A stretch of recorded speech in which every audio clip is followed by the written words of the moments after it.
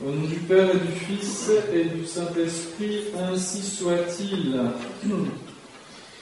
Mes bien chers frères, l'Église nous apprend quelle attitude nous devons avoir dans notre vie de tous les jours vis-à-vis de Dieu.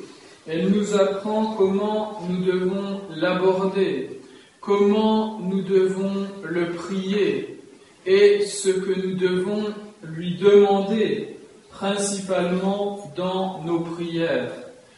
Tous ces points sont résumés dans l'oraison, le début spécialement de l'oraison, la collecte d'aujourd'hui. Ecclesiam tuam Domine miseratio continuata mundet et muniat. Donc voilà, résumé, mes bien chers frères, l'attitude que nous devons avoir vis-à-vis de Dieu, et spécialement dans nos prières. Ces prières dans lesquelles nous n'avons que trop tendance à demander des biens matériels. Eh bien, là, nous demandons la miseratio continuata de Dieu, de notre Seigneur Jésus-Christ. Et c'est cette miseratio continuata, par cette miséricorde, si vous voulez, bien que le terme ne soit pas tout à fait adapté, donc cette miséricorde que Dieu va nous purifier, mundare, et nous garder, munire. Donc voilà les 3 points, les 3 M, aujourd'hui dirons-nous, miseratio, mundare et munire. Évidemment, les oraisons de la Sainte Église étant composées avec beaucoup de finesse littéraire, ce n'est pas par hasard que tous ces mots sont choisis. D'abord, miseratio continuata. Eh bien, il y a une différence, si vous voulez, en latin, entre la miseratio et la misericordia. Alors en français, il n'y a qu'un mot, la miséricorde. Alors la miséricorde, en fait, c'est une qualité de Dieu ou une qualité de l'homme, une qualité par laquelle, eh bien, le cœur, dans misericordia, il y a le cœur, cors cordis, et donc par laquelle le cœur de Dieu, si on peut dire, on peut le dire avec le cœur de notre Seigneur Jésus-Christ, eh bien, va se pencher, nous dit saint Augustin, sur la misère.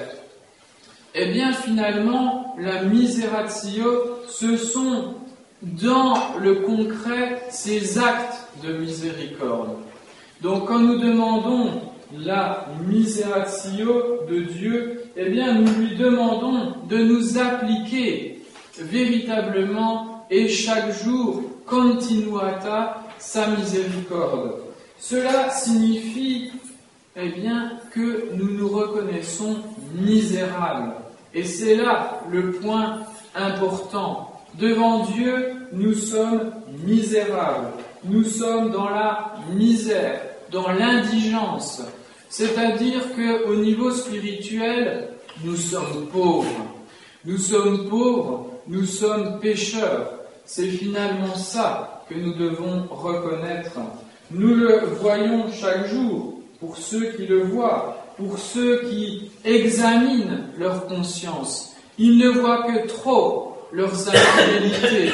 Ils ne voient que trop tous les péchés qu'ils ont pu commettre par le passé, qu'ils peuvent commettre encore chaque jour, et qui les éloignent plus ou moins de Dieu, de notre Seigneur Jésus-Christ. Celui qui demande cette miséricorde appliquée de Dieu, eh bien celui-là, c'est parce qu'il reconnaît sa misère. Parce que celui qui ne reconnaît pas sa misère, il ne peut pas profiter de la miséricorde. Il ne peut pas demander la miséricorde. Et nous revenons à chaque fois à cette parabole du pharisien et du publicain. Notre Seigneur Jésus-Christ nous dit, le pharisien, il ne ressort pas justifié de sa prière. Le publicain, lui, ressort justifié. Pourquoi ? Parce que le publicain, lui, seul, a demandé la miséricorde de Dieu tandis que le pharisien, non. Le pharisien, il est riche, ou du moins, il se croit riche spirituellement. Le publicain, lui, il est pauvre. Il reconnaît qu'il est pauvre et qu'il a donc besoin de l'aide de Dieu. Alors, dans notre monde, faisons le parallèle, eh bien, notre monde veut exterminer, en quelque sorte, ou du moins, il prétend vouloir ôter toute misère dans le monde. Et c'est une volonté, bien sûr, qui est totalement apparente. Parce que vous le savez, bien sûr, les dirigeants du monde, les dirigeants des grandes entreprises, etc., passent leur temps à, finalement, maintenir cette misère corporelle, parce que c'est sur cette misère qu'ils gagnent leur vie. Mais ce n'est pas là le problème. L'homme veut échapper à la misère. Il veut échapper à la misère corporelle, mais il oublie cette misère spirituelle. Et malheureusement, les institutions même, les associations même qui à l'origine ont aujourd'hui, qui sont à l'origine donc des institutions d'église, aujourd'hui perdent leur sens. Ils veulent absolument que tout le monde reçoive le même salaire. Ils veulent que tout le monde ait le même toit. Ils veulent finalement le communisme parce qu'ils refusent la misère, même corporelle. Alors que cette misère est quelque chose de nécessaire pour que les plus riches puissent faire miséricorde. Et ce qu'il faut faire, bien sûr, il faut aider ces personnes, mais il faut surtout les aider à comprendre, et c'est ce que faisait l'Église autrefois, à comprendre le sens spirituel de cette misère, à accepter la volonté de Dieu sur eux, à faire évidemment le maximum, mais nous le verrons, pour sortir de cette misère même corporelle, et surtout voir là, eh bien, un moyen d'expier les péchés, un moyen de s'unir à notre Seigneur Jésus-Christ, comme c'était le cas autrefois. Mais ce n'est pas aujourd'hui le sujet. Aujourd'hui, nous voulons parler de cette misère spirituelle. Mais nous devons faire la comparaison puisque nous comprenons les choses spirituelles la plupart du temps à partir des choses corporelles. Et là, nous voyons en quelque sorte que nous aussi, et que chaque homme est comme un SDF par rapport à la vie spirituelle, sans domicile fixe. Alors, c'est ce que nous disons, donc c'est surtout par rapport au toit. C'est comme ça qu'on les appelle aujourd'hui, parce que c'est plus facile d'appeler les gens ou les actions par des acronymes. SDF, bon ça fait SDF. À la fin, on ne sait plus trop bien ce que ça veut dire. IVG, par exemple, pour pas dire avortement. Vous voyez, c'est un moyen de cacher la misère. Au lieu de les appeler les misérables, les miséreux, etc., eh bien, on donne des noms, des beaux noms. Au lieu d'appeler une caissière, c'est une hôtesse d'accueil. Au lieu d'appeler un balayeur, ça devient un technicien de surface. L'homme moderne ne veut pas affronter la réalité. Or, la réalité du SDF, c'est la misère. Et ça, il faut le dire. C'est comme la mort, vous savez, comme je ne peux ne pas supporter ces expressions que nous voyons dans les journaux, un tel n'est plus, etc. On ne peut pas dire qu'il est mort, on ne veut pas dire qu'il est mort, on ne veut pas dire que ces gens sont dans la misère, on ne veut pas dire que l'IVG c'est un avortement, on tue un enfant dans le sein de sa mère. Pourquoi ? Parce que ces réalités, elles choquent. La mort choque, la misère choque, la tuerie, l'homicide qu'est l'IVG, l'avortement, choque. Bah oui, ce sont des réalités, cela. Et on ne veut plus de ces réalités. Eh bien, ne soyons pas comme cela, mes bien chers frères. Nous ne devons pas avoir peur des mots qui expriment des réalités. Les réalités sont dures, oui, mais il faut savoir les affronter. Eh bien, la réalité spirituelle, c'est également notre misère.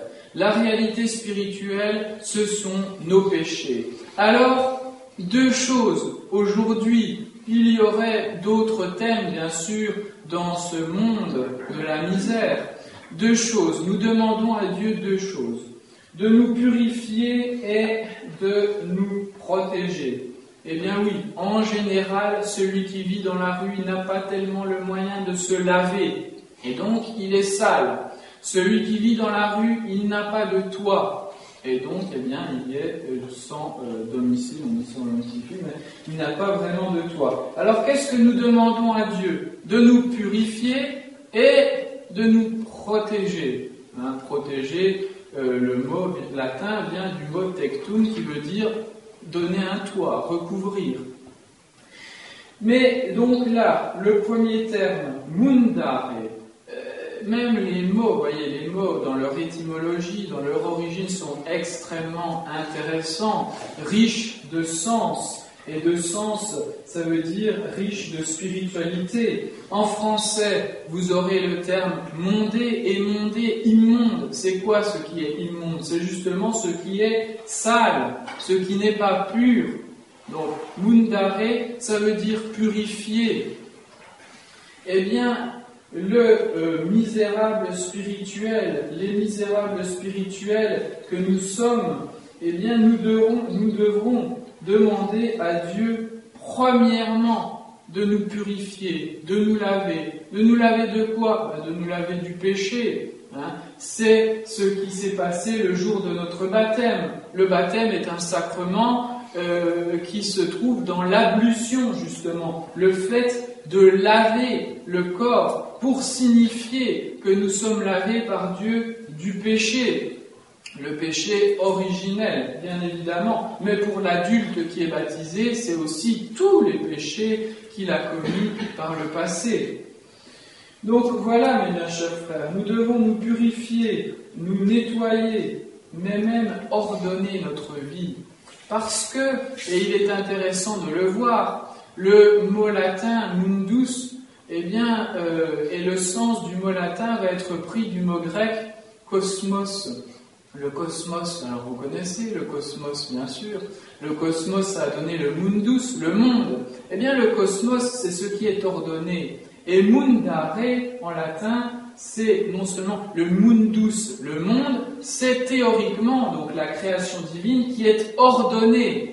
Donc, mundare, c'est ordonner finalement, nettoyer, c'est faire le ménage si vous voulez. C'est pas seulement ôter la saleté, c'est mettre de l'ordre. Et donc, quand nous demandons à Dieu de purifier notre âme, nous lui demandons de la purifier du péché, mais nous lui demandons également d'y mettre de l'ordre, de la réordonner à lui.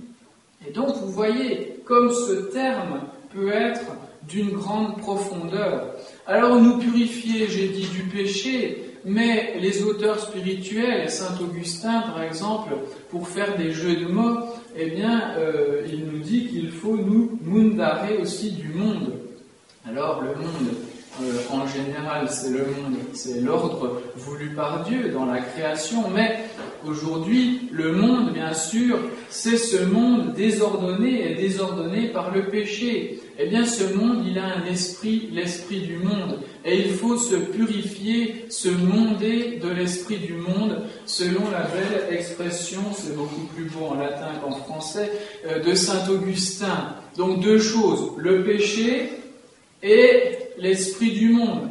L'esprit, finalement, du péché. Il faut nous en purifier. Il faut expurger, si vous voulez, en nous, cet esprit de péché, cette habitude de péché. Ça implique évidemment souvent un changement de vie, ce que doit faire bien sûr le misérable qui veut sortir de sa misère. Il doit chercher à changer de vie, il doit se laver, se purifier, changer peut-être et certainement son état d'esprit, parce que s'il est dans la misère ou s'il demeure dans la misère, c'est probablement parce qu'il a un état d'esprit qui n'est pas bon. Celui qui reste dans la misère, c'est d'une certaine manière qu'il le veut bien. Et si il ne le veut pas, puisque les comparaisons, vous savez, ont des limites, si vraiment tous les éléments, je dirais, sont contre lui, eh bien, évidemment, c'est un moyen pour lui de se sanctifier. Mais en soi, ce n'est pas une bonne situation. Et dans l'ordre spirituel, cela vaut bien plus. C'est-à-dire que nous reconnaissons nos péchés, nous demandons à Dieu de nous purifier de nos fautes, de nos péchés, et nous demandons à la limite au bon Dieu de nous purifier de cet esprit du monde. Mais qu'est-ce que nous faisons, nous, de notre côté, pour nous en purifier ?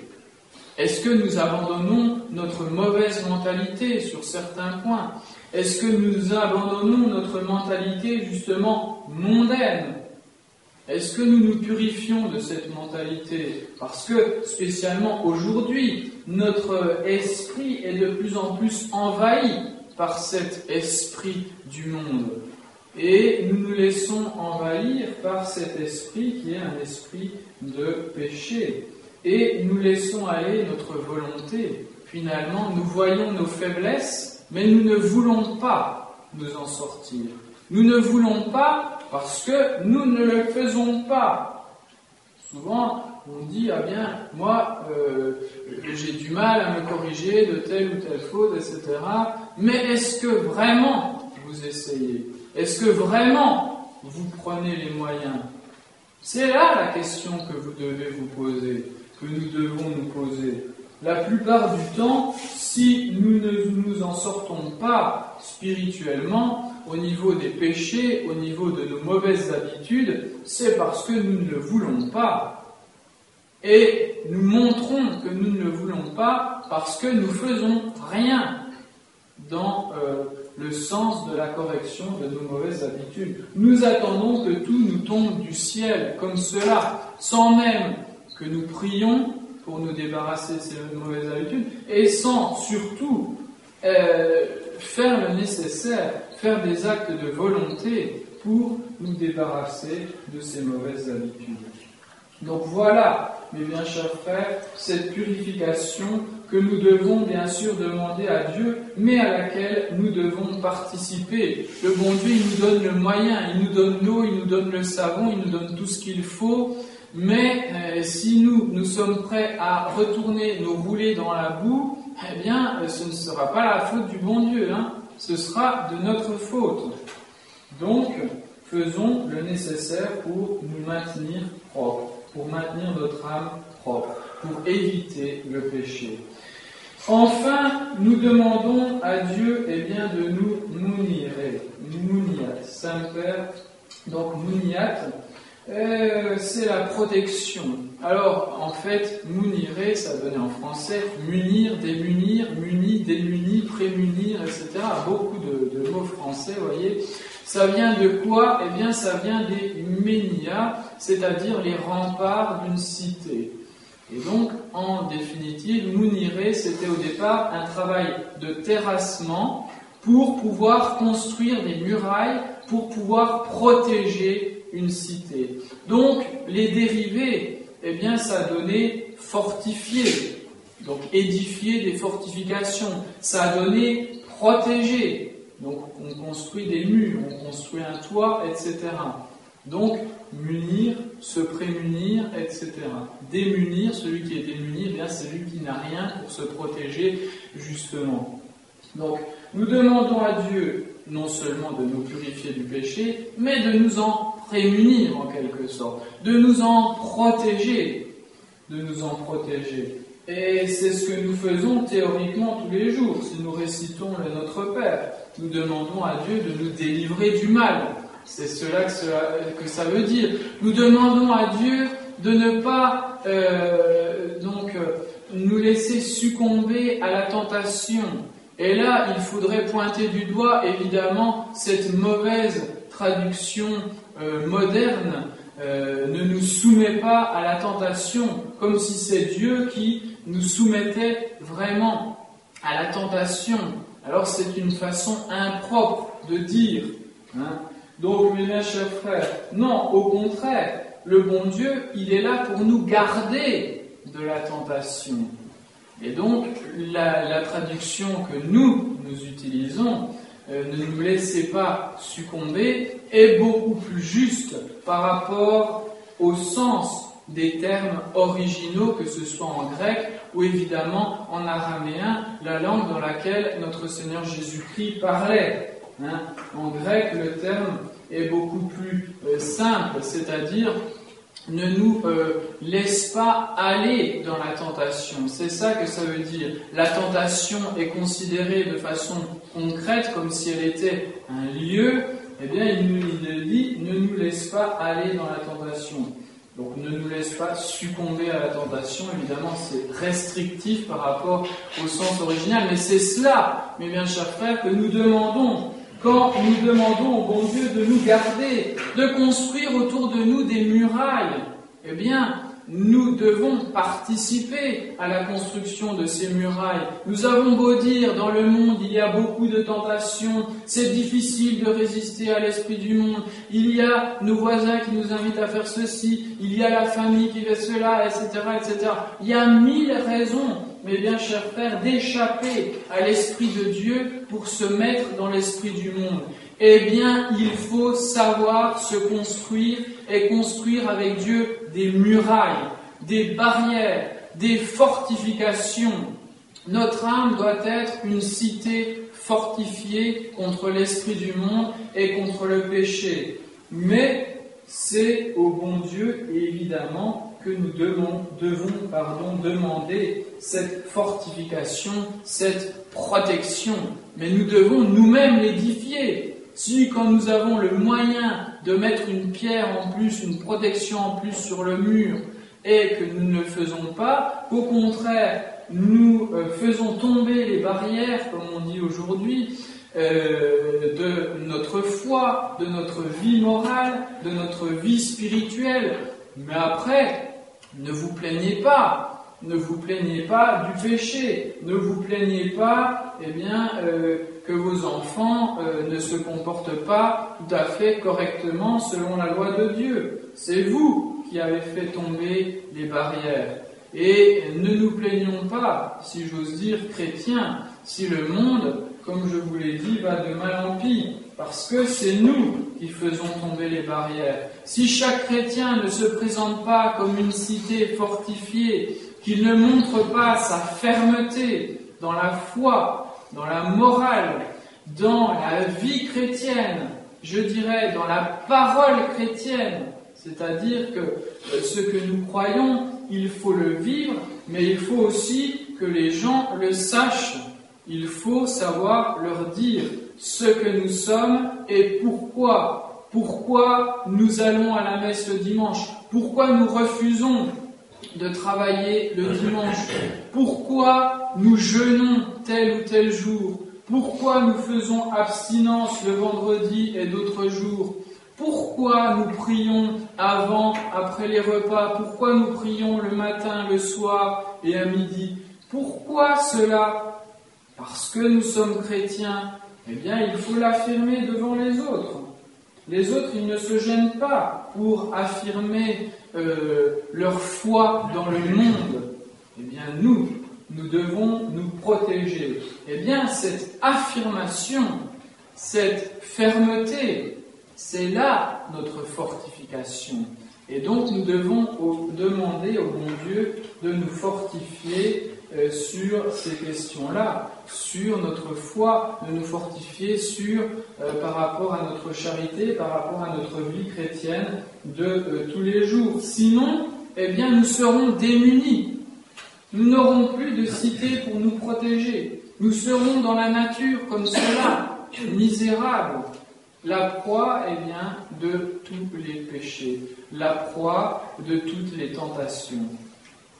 Donc voilà, mes bien chers frères, en trois mots, ce que nous devrions non seulement demander très souvent dans nos prières, chaque jour dans nos prières, mais ce que nous devrions essayer de pratiquer. Nous sommes ou nous étions des misérables, et nous le sommes toujours, mes bien chers frères, car si le bon Dieu n'était pas là pour nous purifier à chaque fois que nous tombons, et nous tombons tous les jours, si le bon Dieu n'était pas là pour nous soutenir, pour édifier autour de nous des murailles, des protections, eh bien, nous serions abandonnés aux mains du démon, de la tentation, du monde. Eh bien, reconnaissons, mes bien chers frères, cette misère. Sachons nous défier, en quelque sorte, de nous-mêmes. Nous sommes pauvres, nous sommes misérables, oui, mais nous avons le bon Dieu. Nous avons le bon Dieu et nous avons notre volonté qui a été créée par Dieu. Ne l'oublions pas, celle-là. Le bon Dieu, il nous donne sa grâce pour que nous puissions nous sauver, pour que nos actions aient une valeur et un mérite surnaturel. Mais si nous n'agissons pas par nous-mêmes, si nous ne mettons pas en œuvre cette grâce de Dieu, eh bien, elle devient vaine en nous. Saint Paul disait précisément le contraire. Il disait que la grâce de Dieu n'a pas été vaine en lui. Si en lui elle n'a pas été vaine, ça veut dire qu'elle peut être vaine dans les hommes. Elle sera vaine si nous, mes bien chers frères, nous n'y mettons pas du nôtre. Donc, nous devons nous tourner vers le bon Dieu pour nous purifier de nos péchés, pour nous purifier de l'esprit du monde. Nous devons nous tourner vers le bon Dieu pour qu'il nous protège du péché, pour qu'il nous protège de l'esprit du monde. Alors, réfugions-nous en Dieu, réfugions-nous dans la prière, tournons-nous vers Dieu. Il va nous laver par sa miséricorde. Et c'est là le dernier point. Il nous faut évidemment relier ensemble cette purification de l'âme, cette protection de l'âme et la miséricorde au quotidien, la miséricorde continuelle de Dieu. Où allons-nous chercher la purification de notre âme? Dans la miséricorde de Dieu, bien évidemment. Nous sommes misérables, nous allons chercher vers celui qui est miséricordieux. Et celui qui est miséricordieux, c'est notre Seigneur Jésus-Christ. C'est lui qui est mort pour nos péchés. C'est lui qui a institué les sacrements comme les moyens ordinaires de nous laver justement du péché. Le sacrement de pénitence, c'est le moyen ordinaire de nous laver du péché. C'est le moyen également pour nous fortifier dans cette lutte contre le péché. Et puis, la miséricorde de Dieu, c'est également notre protection. Nous devons nous réfugier en Dieu. Nous devons nous protéger en Dieu, eh bien, par la prière et également par les sacrements. C'est la prière qui va nous fortifier. C'est la prière qui va nous protéger. Mais c'est également et surtout, et là encore, c'est le moyen ordinaire pour fortifier notre âme. Ce sont les sacrements. Le sacrement de pénitence, le sacrement spécialement de l'Eucharistie, où nous recevons la force de notre Seigneur Jésus-Christ lui-même.